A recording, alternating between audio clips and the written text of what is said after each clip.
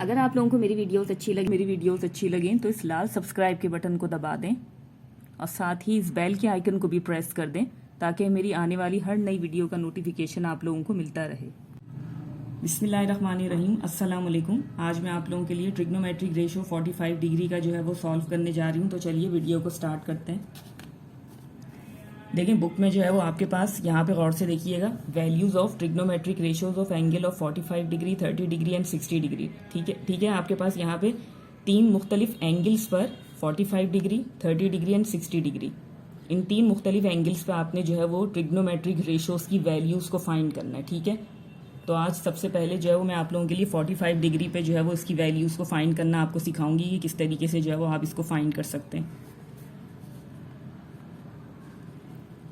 देखिए सबसे पहले जो है वो आप यहाँ पे लिख रहे हैं, consider a right angle triangle ABC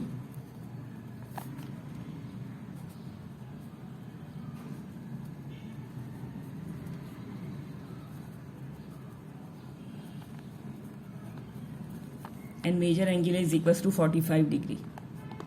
ठीक है, सबसे पहले यहाँ पर जो है वो आप एक राइट एंगल ट्राइंगल कंसीडर कर रहे हैं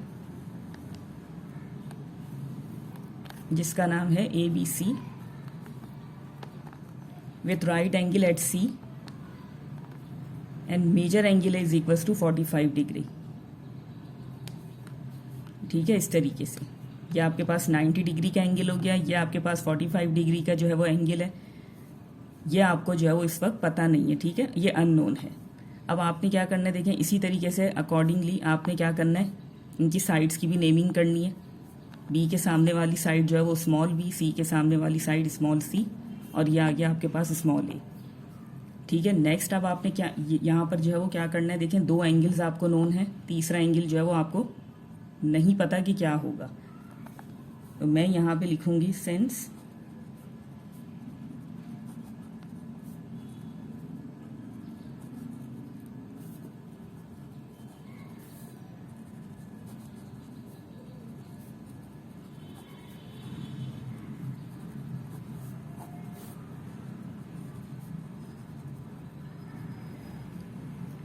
ठीक है, ये चीज़ भी आपको पता होना चाहिए कि किसी भी राइट एंगल ट्राइंगल में एक्यूट एंगल्स जो है वो मैंने यहाँ पे क्या लिखा है, in a right triangle acute angles are complementary of each other.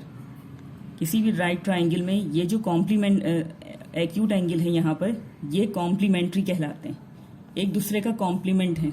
It means कहने का मतलब ये है कि जब आप इन दोनों एंगल्स को सम करेंगे तो उन दोनों एंगल्स का सम जो है वो आपके पास 90 डिग्री होगा।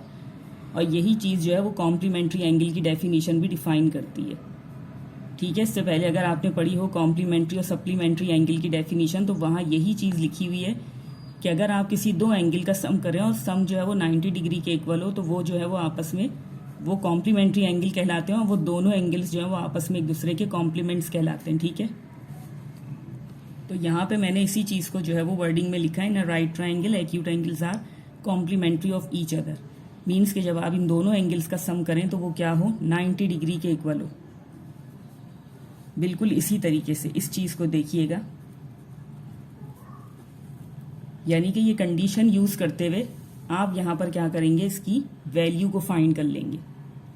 जैसे यहाँ पर जो है वो एंगल है आपको 45 डिग्री का दिया हुआ है। ठीक है, इस वक्त तो फिलहाल देख के जो है वो आप अंदाज़ा लगा सकते हैं कि ये जो है 45 डिग्री का होगा, बट जब आप इसे लिखेंगे किस तरीके से जो है वो आप इसको सॉल्व करके भी लिख सकते हैं, वो चीज़ आप देखें। यहाँ पर मैंने इस कंडीशन को यूज़ किया, angle A plus angle B is equal to 90 degree.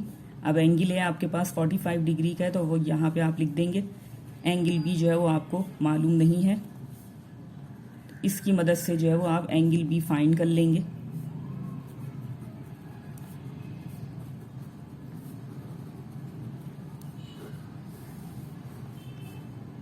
ठीक है, जिस तरीके से मैंने समझाया, मैंने फिगर यहाँ पे ड्रॉ की तो अंडरस्टूड था कि ये भी जो है वो 45 डिग्री का होगा। बट जब आप इसे किस तरीके कैलकुलेट करते हैं तो कैलकुलेशन भी आपको आनी चाहिए कि आप इसे किस तरीके से जो है वो फाइंड भी कर सकते हैं। ठीक है, तो इस तरीके से आपने इस कंडीशन को यहाँ पे यूज़ किया, जो दिए गए आपके पास एंगल्स थे वो आपने यहाँ पे पुट कर दिए।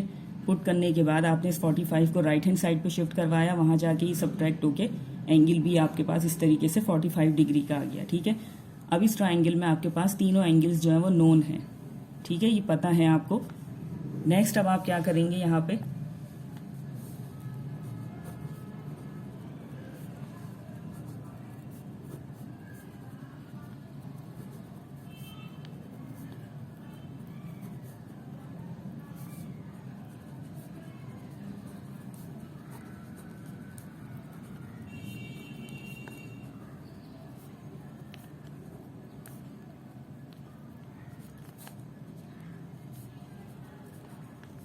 देखिए, इस चीज़ को गौर से देखिएगा। अगर किसी ट्राइंगल में, ये देखिए यहाँ पे लिखा हुआ है 2 angles of a triangle are equal. अगर किसी ट्राइंगल में 2 एंगल्स जो है वो एक दूसरे के इक्वल हो, देखिए जैसे कि यहाँ पर एंगल है आपके पास 45 डिग्री का था, जब आपने एंगल बी कैलकुलेट किया तो वो भी 45 डिग्री का है। Then the sides opposite to them are also equal. इन एंगल्स के ऑपोजिट साइड्स जो हैं वो भी आपस में एक दूसरे के इक्वल होंगे। यानी कि अगर आप इस एंगल ए की बात कर रहे हैं, इसके सामने वाली साइड है आपके पास, ये देखिए ए। फिर एंगल बी की आप बात कर रहे हैं तो इसके सामने वाली साइड क्या है, बी। कहने का मतलब ये है कि इन दो, अगर किसी ट्राइंगल में 2 एंगल्स जो है वो इक्वल हों तो इनकी ऑपोजिट साइड्स भी आपस में एक दूसरे के इक्वल होंगी। ए बी के बराबर है और बी ए के बराबर है, ये दोनों साइड्स एक दूसरे के इक्वल होंगी, इसीलिए मैंने यहाँ पर लिखा है ए इज इक्वल टू बी। अगर कहीं आपके पास ए यूज़ हो रहा है तो आप उस ए को जो है वो बी से रिप्लेस कर सकते हैं, और अगर बी आपके पास यूज़ हो रहा है तो उस बी को आप ए से रिप्लेस कर सकते हैं। ये दोनों आपस में एक दूसरे के इक्वल हैं। ठीक है, किस तरीके से मैं इस चीज़ को या इस कंडीशन को जो है वो आगे यूज़ करूँगी वो आप गौर से देखिएगा।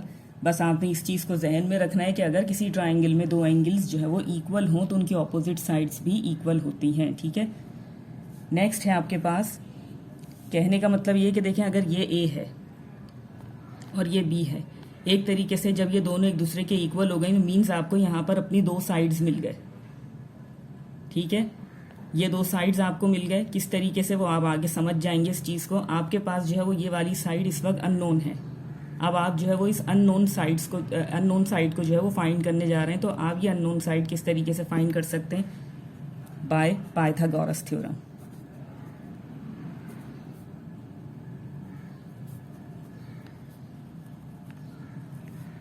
ठीक है, पाइथागोरस थ्योरम क्या है ये देखिए आप, ये आपके पास जो है वो पाइथागोरस थ्योरम है। इसने आपने जो है वो इसको यहाँ पर यूज़ करना है और इसकी मदद से जो है वो आपने ये अननोन साइड जो है वो यहाँ पे फाइंड करनी है। ठीक है, ये वाली साइड इस साइड का स्क्वायर इक्वल है इन दोनों साइड के स्क्वायर के प्लस के। C square is equals to a square plus b square. ठीक है, इस तरीके से ये जो है वो यहाँ पर एक पाइथागोरस थ्योरम आपको बनता हुआ नजर आ रहा है। अब देखिए, सी जो है वो आपको अननोन है तो आप इसको जो है वो एज इट इज लिख सकते हैं। अब ये देखिए, यहाँ पर है आपके पास ए और बी। अब आप चाहें तो ए को बी के बराबर लेकर यहाँ पर ए की जगह बी रख सकते हैं, और आप चाहें तो इस बी की जगह ए रख सकते हैं। ये देखिए, 2 तरीके से मैं आपको बता देती हूँ। अगर आप इसे, ये देखिए इस तरीके से आपके पास, अगर आप यहाँ पर ए स्क्वायर को रखते हुए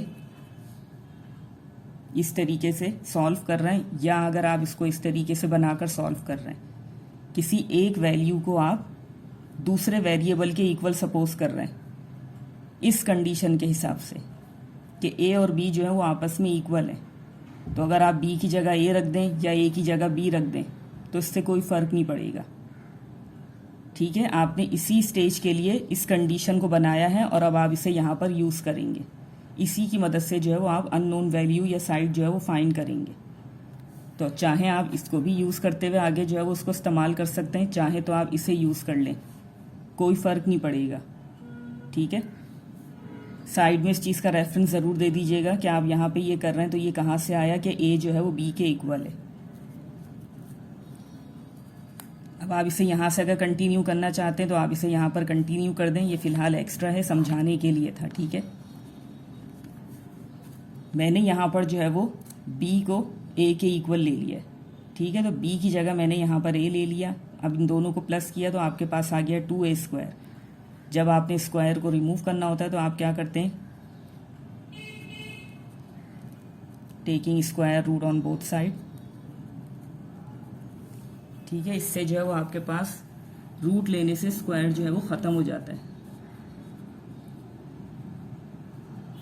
अब ये देखें स्क्वायर से रूट कैंसिल हो गया, तो ये क्या हो गया, अब देखें 2 जो है वो 2 का रूट जो है अगर आप कैलकुलेट करने जाएंगे तो वो डेसिमल में आंसर आ जाएगा। तो आप इसे यहाँ पे यूँ रख दें, ठीक है। और ए पर स्क्वायर है तो ये इससे कैंसिल हो जाएगा, तो ए जो है वो रूट से बाहर चला जाएगा। इट मीन्स कि आपके पास इसकी वैल्यू क्या आ गई, देखें अगर इस साइड, ये देखें अब आपको ये दो साइड्स जो है वो इस तरीके से आपके पास इनकी वैल्यू आ गई। ठीक है, इस सी की वैल्यू ये आपने निकाल ली। अब आप क्या करेंगे यहाँ पे, नाउ अब आपके पास तीनों एंगल्स और तीनों साइड्स यानी कि 6 एलिमेंट्स जो थे वो आपके जो है वो यहाँ पे आपने मालूम कर लिए या आपको नोन है। अब जैसे ये 6 एलिमेंट आपको नोन हो गए, अब आप क्या कर सकते हैं, इन ट्रिग्नोमेट्रिक रेशियोज की वैल्यू 45 डिग्री पे फाइंड कर सकते हैं। ठीक है, ये देखिए सबसे पहले आ जाता है आपके पास साइन थीटा, सॉरी थीटा आप यूज़ नहीं करेंगे यहाँ, 45 डिग्री करेंगे क्योंकि सवाल की रिक्वायरमेंट है।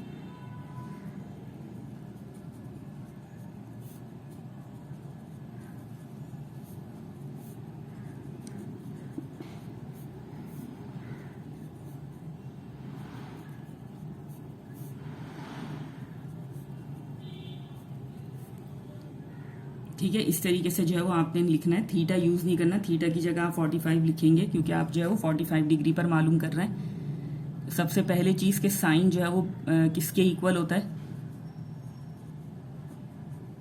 मैं बिल्कुल इसी तरीके से इस चीज़ को जो है वो हमेशा लिखती हूँ। Some people have curly brown hair till painted black.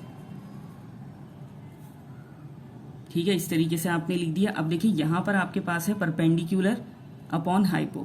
Perpendicular क्या है आपके पास ए और हाइपो है आपके पास सी। ठीक है, अब ये देखिए सी आपके पास, ये देखिए सी में आपके पास कौन सा वेरिएबल यूज हो रहा है, ए। ठीक है, तो आप जो है वो इधर ए ही रहने देंगे और नीचे क्या कर देंगे √2 और ये आ गया ए। गौर से देखते रहिएगा, ये देखिए ए से ए कैंसिल हो गया, ये आ गया आपके पास 1/√2। इट मीन्स के साइन 45 डिग्री की वैल्यू जो है वो 1/√2 है। ठीक है, नेक्स्ट है आपके पास cos 45, बेस आपके पास क्या है बी, हाइपो है आपके पास सी। अब देखिए सी जो है वो आपने यहाँ पे पुट कर दिया √2a। अब आप यहाँ पर बी की जगह क्या रख सकते हैं, ए, बिकॉज ए और बी क्या है इक्वल। ठीक है, इस तरीके से आपने इस कंडीशन को यहाँ पर यूज करना है। आपने बी की जगह क्या रख दिया, ए।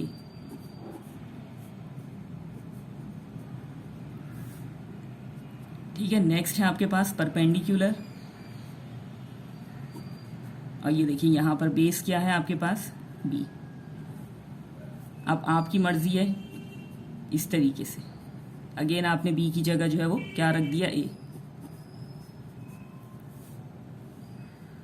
ठीक है, कॉट जो है वो आपके पास किसके इक्वल होता है, आप चाहे तो बिल्कुल इसी तरीके से इन सबको रिवर्स कर करके सॉल्व कर लें या फिर डायरेक्टली आप इसे इस तरीके से कर लें, 1/tan 45 यानी कि टेंजेंट का रेसिप्रोकल। ये देखिए अगर आप इसे इस तरीके से देख रहे हैं तो इस तरीके से भी देख सकते हैं। देखिए टेंजेंट 45 नीचे है, टेंजेंट 45 किसके इक्वल है, 1 के, एंड 1/1।